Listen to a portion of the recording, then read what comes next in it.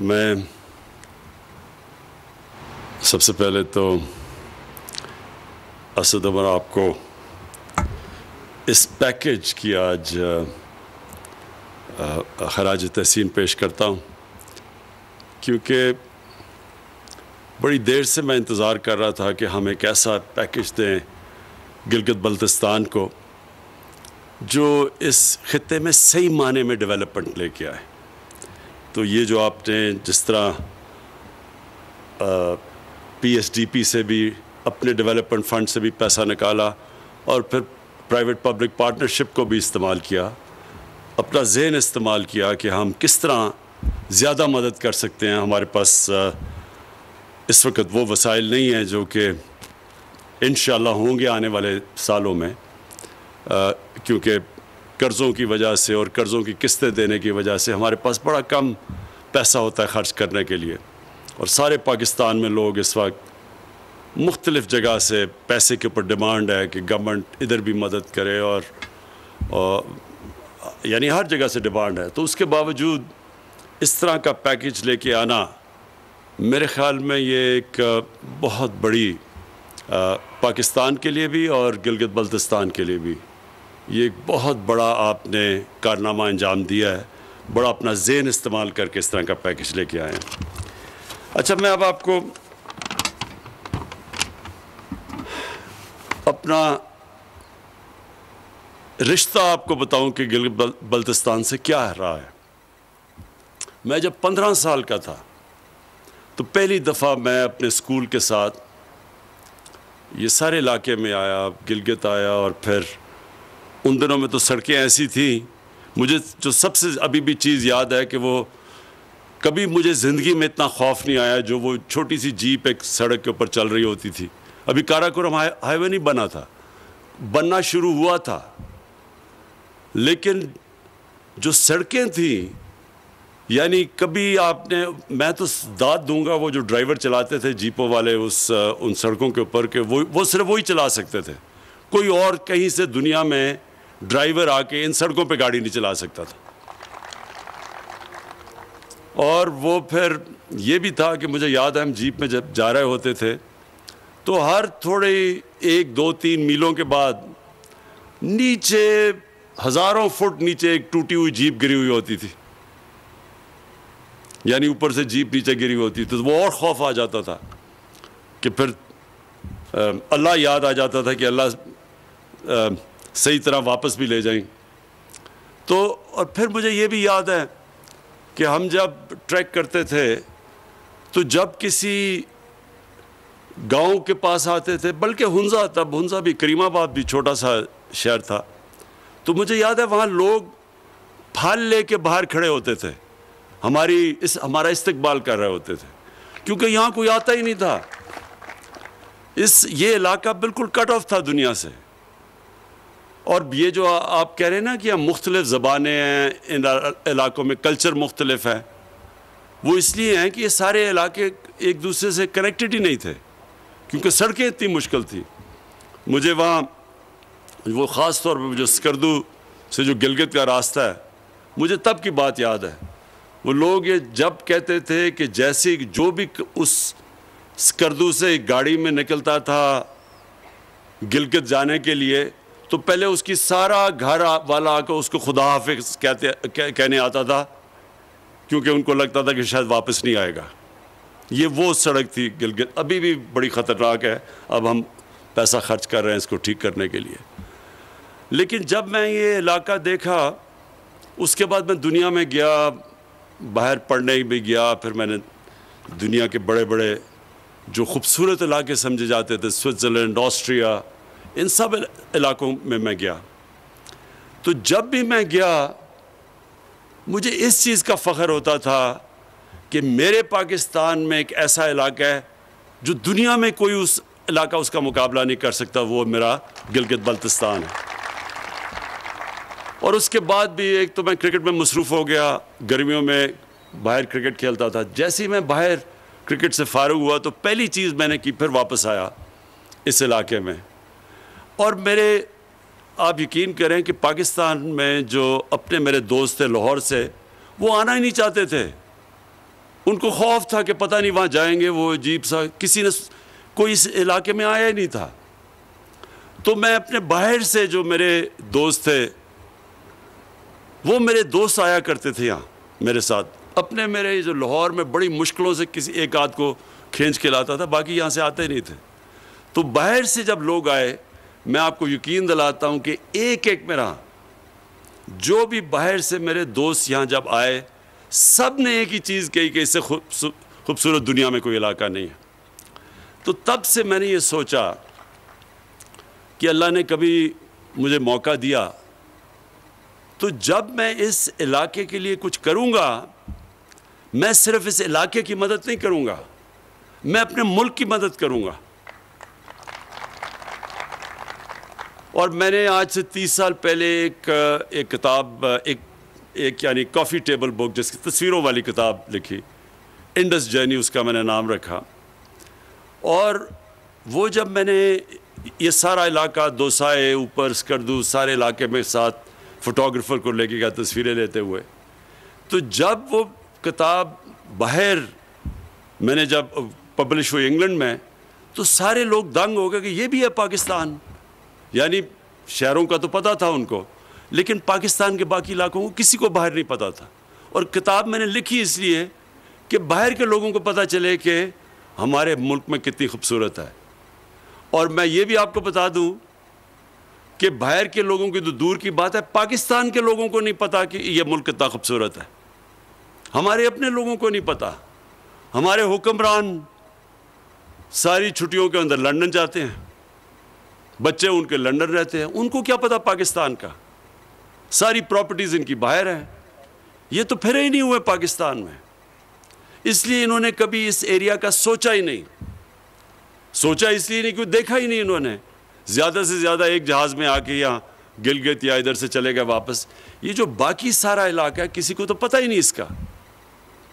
تو جب ہماری حکومت آئی، تب سے ہمارا فیصلہ یہ تھا کہ ہم اس خطے کا جو پوٹینشل ہے اس کو اوپر لے کے آئیں۔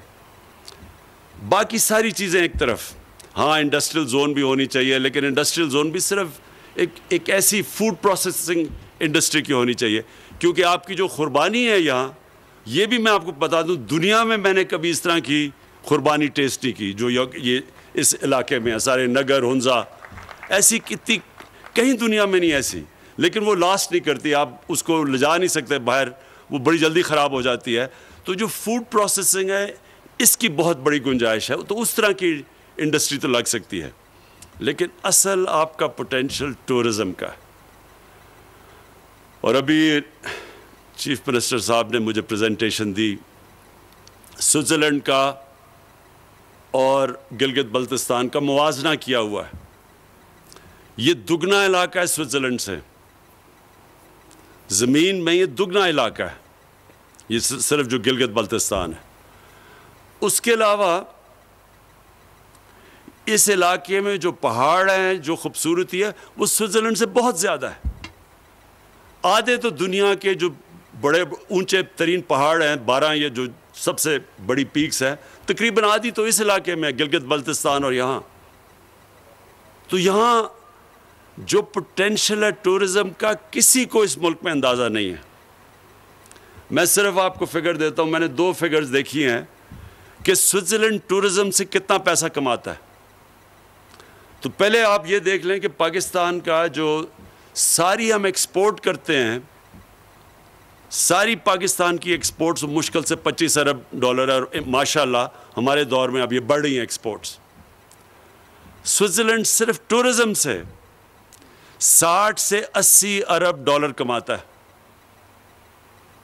تو آپ یہ سوچیں کہ اگر وہ آدھا ہے ہمارا گلگت بلتستان سے، اگر ہم اس کو ڈیولپ کر لیں تو آپ سوچیں کہ میں کہتا ہوں کہ آپ کا تو فائدہ ہوگا یہاں، لیکن ہمارے ملک کا کتنا فائدہ ہوگا، سارے پاکستان کا کتنا فائدہ ہوگا۔ ہمیں فورن ایکسچینج ملے گا، آپ کو روزگار ملے گا، خوشحالی آئے گی۔ تو دونوں کے لیے تو یہ جو ہم پیکج لے کے آئے ہیں، یہ صرف آپ کی بھلا کے لیے، آپ کے لیے بہتری کے لیے نہیں لے کے آئے، یہ سارے پاکستان کے لیے لے کے آئے ہیں کیونکہ اس کا فائدہ سارے ملک کو ہوگا. جب گلگت بلتستان اپنی آپ کو ٹورزم کے لیے تیار کرے گا، صحیح معنی میں ڈیولپمنٹ ہوگی، سارا فائدہ سارے ہمارے ملک کو ہوگا. اور میں آج ایک داد دینا چاہتا ہوں. میرے سے بڑے بڑے غلط فیصلے بھی ہو جاتے ہیں. میں ٹکٹس دینے میں بھی میں جب دیکھتا ہوں ماضی میں تو میں سمجھتا ہوں میں نے بڑی بڑی غلطیاں کی پارٹی کے ٹکٹس دیتے ہوئے. کئی جگہ میں اب سوچتا ہوں کہ اگر مجھے پہلے موقع ہوتا تو میں اس طرح نہیں اس کو وزیر بنا دیتا، اس کو نہ کرتا. یہ میں سوچتا رہتا ہوں سارا وقت. لیکن مجھے جو آج بڑی خوشی ہے کہ اس ایک فیصلہ جو کیا، جو میں اللہ کا شکر کرتا ہوں کہ میں نے صحیح فیصلہ کیا، وہ خالد کو آپ کا وزیر اعلیٰ بنانے کا. اس کی وجہ کیا ہے؟ دیکھیں، ایک انسان، ہمارے بدقسمتی سے ہمارے جو لوگ، جو انسان ہمارے پولیٹکس میں آتے ہیں، وہ 3 طرح کے لوگ ہوتے ہیں. ایک وہ لوگ ہوتے ہیں جو کہ پولیٹکس میں صرف اور صرف اپنی ذات کو فائدہ پہنچانے کے لیے آتے ہیں. اور ان کے اندر بھی 2 کیٹیگریز ہوتی ہیں. ایک اپنی ذات کو فائدہ پہنچانے کے لیے آتے ہیں لیکن کوئی غیر قانونی چیز کر کے نہیں، بس اپنی پوزیشن کا فائدہ اٹھانے کے لیے. حالانکہ اگر میں اقتدار سے اپنی ذات کو فائدہ پہنچاؤں تو اس کو کرپشن کہتے ہیں. کرپشن کی ڈیفینیشن یہ ہے کہ میں اپنے اقتدار کو استعمال کروں اپنی ذات کو فائدہ پہنچانے کے لیے. لیکن ہمارے کیونکہ اتنا بدقسمتی سے پولیٹکس میں اخلاقیات اتنی گر چکی ہیں کہ اس کو کوئی کرپشن نہیں سمجھتا. اور اس کے دوسری جو لوگ ہیں وہ ہیں جو یہاں سے پیسہ چوری کر کے ملک سے باہر لے کے جاتے ہیں. یہ اس ملک کے سب سے بڑے غدار اور سب سے بڑے مجرم ہیں. 2 طرح نقصان پہنچاتے ہیں. ایک، وہ پیسہ چوری کر لیتے ہیں جو ہمارے ملک میں خرچ ہونا چاہیے. دوسرا، جب وہ ملک سے باہر لے کے جاتے ہیں تو ہمیں دوسرا نقصان پہنچاتے ہیں کیونکہ ڈالر لے کے باہر پہنچاتے ہیں. تو جب ڈالر ملک سے باہر جاتا ہے ہمارے روپے پہ پریشر پڑتا ہے، روپیہ کمزور ہو جاتا ہے، روپیہ گرنا شروع ہو جاتا ہے. اور جب روپیہ گرتا ہے تو ساری چیزیں مہنگی ہو جاتی ہیں، ملک میں غربت آ جاتی ہے. تو ایک تو یہ ہے کہ اور ساری دنیا میں اس طرح کے جو پولیٹکس میں آتے ہیں نا اور نام لیتے ہیں عوام کا اور اقتدار میں آ کے اپنا پیٹ پالنا شروع کر دیتے ہیں، ان کو ساری دنیا میں برا بھلا سمجھا جاتا ہے، ایسے پولیٹیشنز کو. دوسری کیٹیگری، اور اس میں کافی لوگ فٹ ان ہو جاتے ہیں، اور وہ ایسے ہوتے ہیں کہ وہ اقتدار سے فائدہ بھی اٹھاتے ہیں لیکن وہ کچھ لوگوں کے لیے بھی کام کر دیتے ہیں. لیکن کام وہ کرتے ہیں جس سے ووٹس مل جائیں، لیکن زیادہ تر اس کیٹیگری میں لوگ آ جاتے ہیں. اور پھر ایک خاص کیٹیگری ہے، جب اس کیٹیگری میں زیادہ لوگ آ جائیں وہ ملک اوپر آ جاتا ہے. وہ ہے جدھر سیاست ایک عبادت بن جاتی ہے. وہ سب سے بڑے دنیا کے لیڈر ہمارے نبی صلی اللہ علیہ وسلم نے، انہوں نے ہمیں ایک راستہ دکھایا کہ انہوں نے ان کی جو ریاست تھی، جو ان کا اقتدار تھا، وہ صرف اور صرف عوام کی بہتری کے لیے تھا. اپنی ذات انہوں نے بالکل بیچ میں سے نکال دی. تو جو بھی جیسے پہلے تو بہت ہی غریب تھے، امہ مدینہ کی ریاست میں بڑا برا حال تھا، لیکن جیسے جیسے پیسہ آیا وہ سارا پیسہ انہوں نے لوگوں کے اوپر خرچ کیا، نچلے طبقے کو اوپر اٹھانے کے لیے خرچ کیا، کمزوروں کے لیے، معذوروں کے لیے، بیواؤں کے لیے، یتیموں کے لیے. دنیا کی تاریخ کی پہلی فلاحی ریاست بنا دی. اور اپنے لیے کوئی محل نہیں بنائے. اسی مسجد نبوی میں جس دن پہلے دن مدینہ آئے تھے اسی میں رہے، سادگی میں زندگی گزاری. آج تک ہم ان کے لیے جان دینے کے لیے تیار ہیں. آج تک ہم ان سے اتنی عشق کرتے ہیں، ہمارے دلوں میں وہ بستے ہیں. ساری زندگی آنے والی دنیا کے لیے انہوں نے بتا دیا کہ اصل میں اقتدار جب آپ کو ملتا ہے تو کتنی بڑی ذمہ داری ہے آپ کی. اور ہر آدمی، جس طرح جب حضرت کہ اگر ایک کتا بھی میری ریاست میں بھوکا مرتا تو میں ذمہ دار ہوں. مطلب یہ کہ جو غربت ہے، جو لوگ تکلیف میں ہیں، یہ بہت بڑی ذمہ داری ہوتی ہے اقتدار میں آنے والے لیڈر کے لیے. تو مجھے جو چیز پسند آئی خالد کے اندر، میں نے اس کے اندر جنون دیکھا ہے کہ یہ سارا وقت سوچ رہا ہوتا ہے کہ کیسے اپنے علاقے کے لوگوں کی یہ مدد کرے، کیسے اپنے علاقے کو بہتر کرے. اس لیے ہم جب ہمارے پاس یہ پروپوزل لے کے آتا ہے تو ہم پھر پوری اس کی مدد کرتے ہیں، کیونکہ ہمیں پتہ ہے یہ اپنے لوگوں کا سوچ رہا ہے. ہم اس کو کیسے پیسہ دیں جو ہمیں پتہ ہے کہ اس نے آدھے کمیشنز کھا لینی ہے یا باہر پیسہ بھیج دینا ہے. تو جب ہمیں یہ پتہ چلے کہ ایک ایسا لیڈر ہے اور اس کی کابینہ ایسی ہے جو اپنے لوگوں کا سوچ رہی ہے، تو یقین کریں کہ یہ تو ہم نے شروعات ہی کی ہے نا 370 ارب کی. 5 سالوں میں جو 370 ارب اس علاقے میں کبھی اتنا پیسہ نہیں خرچ ہوا پہلے. لیکن یہ ہم آپ کے لیے آپ کی مزید اور مدد کرتے رہیں گے. جیسے جیسے آپ چاہیں گے ہم آپ کی اور مدد کریں گے. میں آج آپ کے سامنے پیشن گوئی کرتا ہوں. خالد، آپ صحیح طرح ٹورزم کو سنبھال لیں. اگر آپ نے یہ ٹورزم کو صحیح طرح سنبھال لیا، آپ یقین کریں کہ آپ سینٹر سے پیسہ نہیں لیں گے، ہم آپ سے پیسہ مانگا کریں گے کہ جی ہمیں بھی پیسہ دو تھوڑا سا.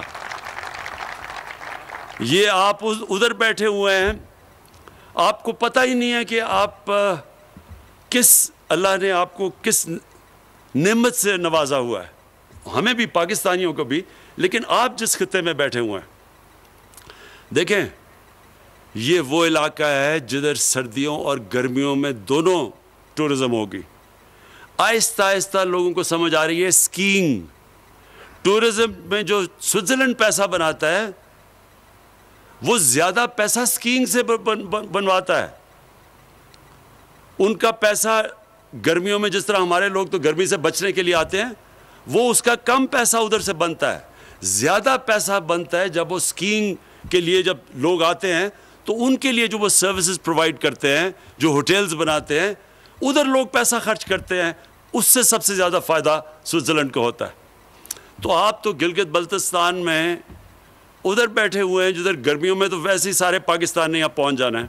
وہ گرمی میں نیچے لوگ تو یعنی دعا کر رہے ہوتے ہیں کسی طرح یہ ٹھنڈے علاقوں میں آئے. تو پہلے تو آپ کو وہی فائدہ ہے. باہر سے ٹورزم آئے یا نہ آئے، پاکستان نے تو پہنچ ہی جانا ہے یہاں سے، جیسے جیسے آپ کی کنیکٹیوٹی بڑھتی رہے گی. اور یہ آپ نے بڑی اچھی بات کی کہ جب لاہور سے فلائٹ آئی اسکردو تو ہوٹلز میں جگہ ہی نہیں تھی.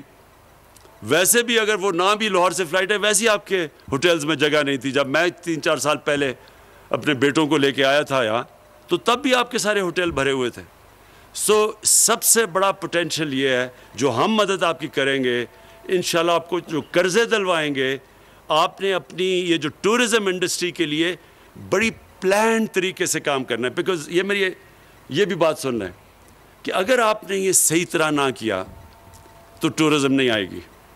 یعنی اگر آپ نے اپنے علاقے خراب کر دیے، صحیح آپ نے ٹاؤن پلاننگ نہ کی، گندگی پڑی ہوئی، آپ نے اگر اپنے یہ پہاڑ، اپنے جو درخت، جو جنگلات، ان کو نہ آپ نے ان کی دیکھ بھال نہ کی، اگر آپ نے جس کو ایکو ٹورزم کہتے ہیں کہ جو ٹورزم جو انوائرمنٹ کے ساتھ چلتی ہے، جس طرح اب سوئٹزرلینڈ کے اندر فرق کیا ہے؟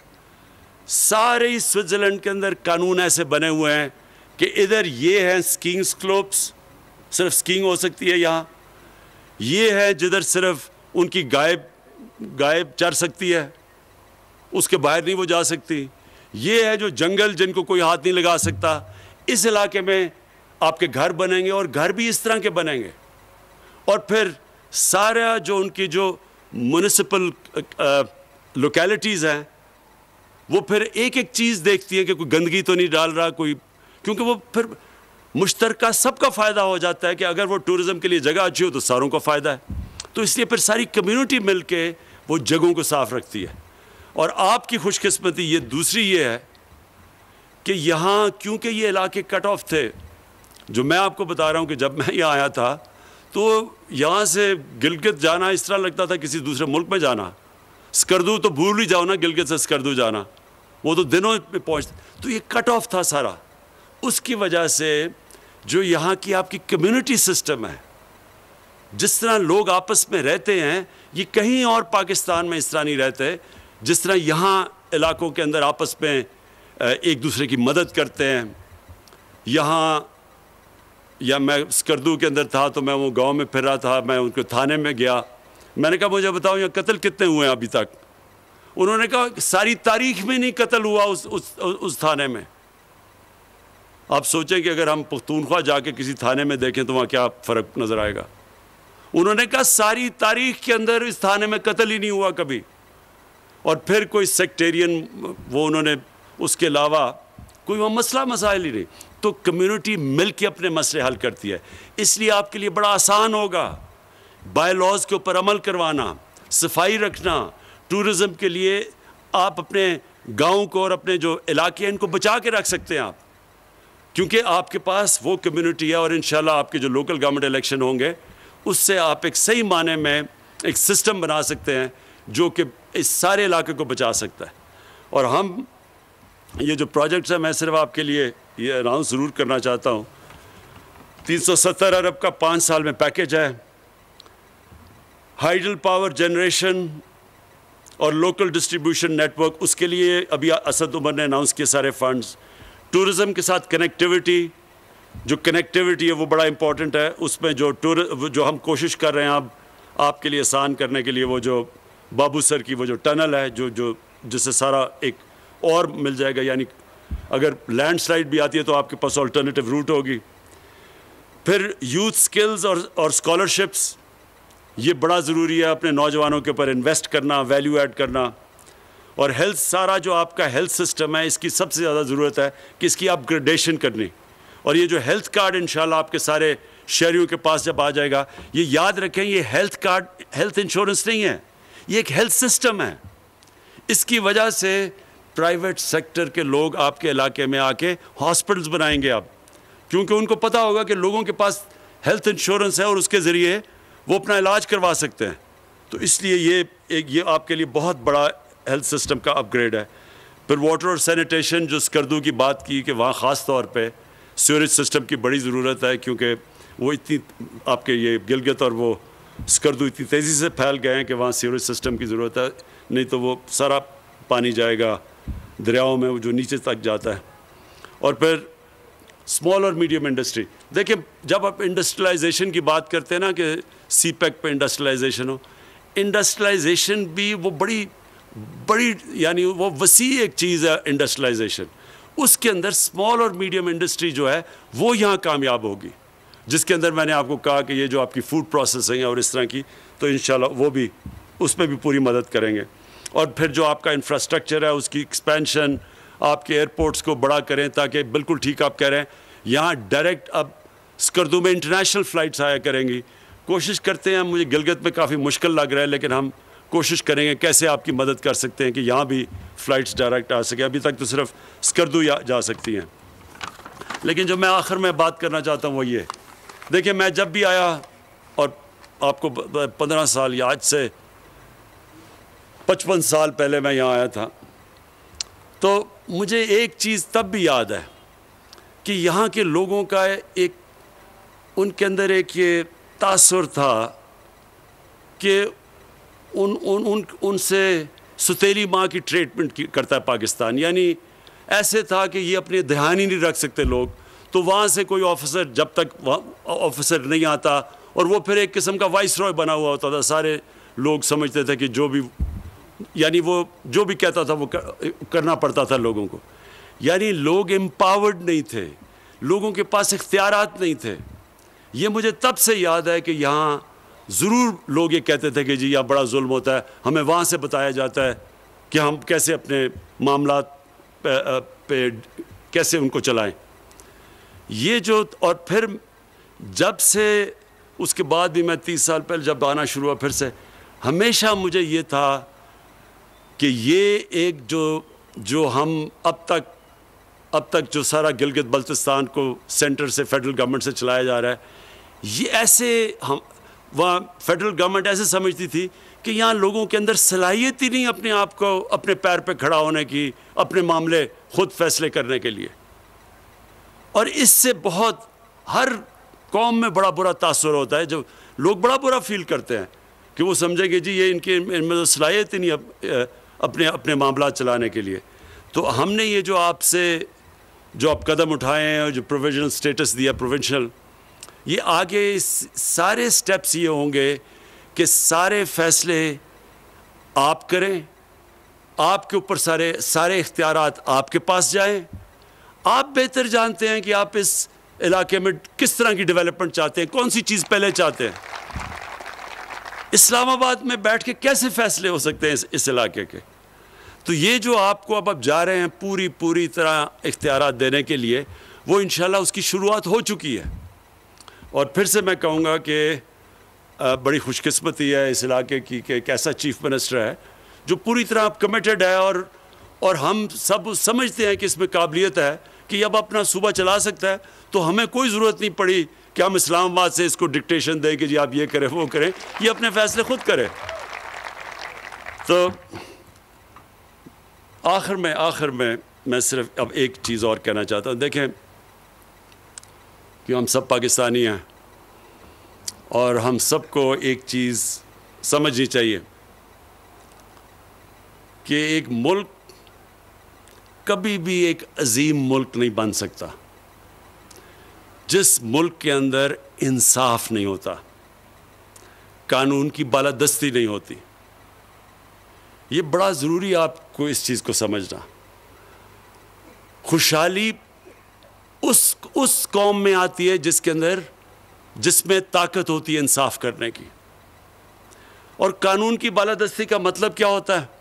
یہ بھی ہم سنتے رہتے ہیں، قانون کی بالادستی، آئین کی بالادستی. قانون کی بالادستی کا صرف ایک مطلب ہوتا ہے کہ طاقتور کو قانون کے نیچے لے کے آنا، کمزور اور طاقتور قانون کے سامنے ایک برابر ہونا. جب ہماری نبی صلی اللہ علیہ وسلم نے کہا تھا کہ اگر میری بیٹی بھی جرم کرے گی تو اس کو سزا دی جائے گی، وہ بھی قانون کے اوپر نہیں ہے. اور پھر کہا کہ تمہارے سے پہلے بڑی قومیں تباہ ہوئیں، جیسے طاقتور کے لیے قانون اور کمزور کے لیے دوسرا. یہ اپنے ذہن میں ڈال لیں کہ جو قوم جس میں اخلاقی جرأت نہیں ہوتی طاقتور کو قانون کے نیچے لانے کی، وہ کبھی خوشحال نہیں ہو سکتی. کیونکہ جو چھوٹا چور چوری کرتا ہے وہ تو جس کی چوری کرتا ہے اس کو نقصان پہنچاتا ہے. لیکن جب آپ کے طاقتور چوری کرتے ہیں، ملک کے سربراہ، وزیر اعظم، وزیر، جب تکڑے لوگ، طاقتور لوگ چوری کرتے ہیں، وہ ملک کو تباہ کر دیتے ہیں. کیونکہ وہ جب چوری کرتے ہیں، وہ تو چوری کرتے ہیں اربوں میں.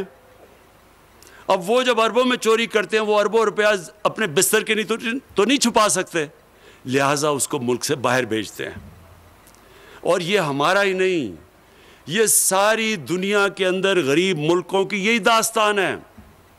جو دنیا میں مقروض اور غریب ملک ہے اس کو اٹھا کے دیکھ لیں، ان کے بھی طاقتور لوگ، ان کے وزیر اعظم، ان کے صدر، وہ ملک سے پیسہ چوری کر کے باہر لے کے جاتے ہیں. ان کے بھی بڑے بڑے محلات ہیں مغربی کیپٹلز کے اندر، لنڈن میں، نیو یارک میں، فرانس میں.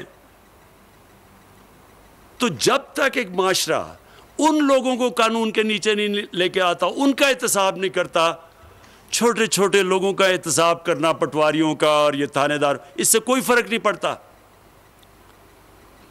ہماری نیب 20 سال سے چل رہی ہے.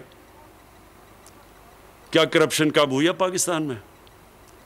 صرف اب نیب نے بڑے بڑے لوگوں کے اوپر ہاتھ ڈالا ہے. یہ صرف ہمارے دور میں، ہمارے دور سے پہلے کبھی نیب نے بڑے لوگوں کو ہاتھ نہیں ڈالا.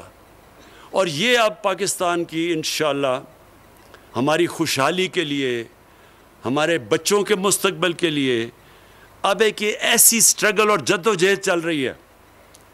جب بھی ہم جیتیں گے، طاقتور کو قانون کے نیچے لے کے آئیں گے، یہ وہ ملک بنے گا جو آج سے 70 سال پہلے بننا چاہیے تھا، جو آج کے علاقوں میں ہم سب سے تیزی سے اوپر جا رہے تھے۔ میں تو ایک ڈیموکریٹ ہوں، میں تو کبھی بھی کسی ڈکٹیٹر کی حمایت نہیں کر سکتا، لیکن مجھے افسوس سے کہنا پڑتا ہے کہ جو تب جس تیزی سے ڈیولپمنٹ پاکستان میں ہو رہی تھی، ہمیں یاد ہے وہ دن جس تیزی سے ہمارا ملک اوپر جا رہا تھا، اور وہ ہمارا ملک صرف اس لیے اوپر نہیں گیا کہ جو حکمران آئے انہوں نے بجائے عوام کا سوچنے کے اپنے پیسے بنانے شروع کر دیے۔ تو یہ ہے ہمارے اب سٹرگل، اور یہ ہے جدوجہد، اور قومیں اپنی آزادی، اپنی خوشحالی جدوجہد کر کے لیتی ہیں۔ کبھی بھی ہم چپ کر کے بیٹھے رہے اور سمجھیں کہ آ کے کوئی قوم آزاد ایسے تو نہیں ہوتی، آزادی کے لیے قوم لڑتی ہے، جدوجہد کرتی ہے۔ یہاں بھی ایک کرپٹ مافیا بیٹھا ہوا ہے، اس کے خلاف اب اس سے آزادی لینے کے لیے پوری جدوجہد ہے، اور انشاءاللہ میرا یہ ایمان ہے کہ اللہ نے میری ٹریننگ ہی کروائی ہے مقابلے کے لیے، ان چوروں کو ہرانے کے لیے، انشاءاللہ۔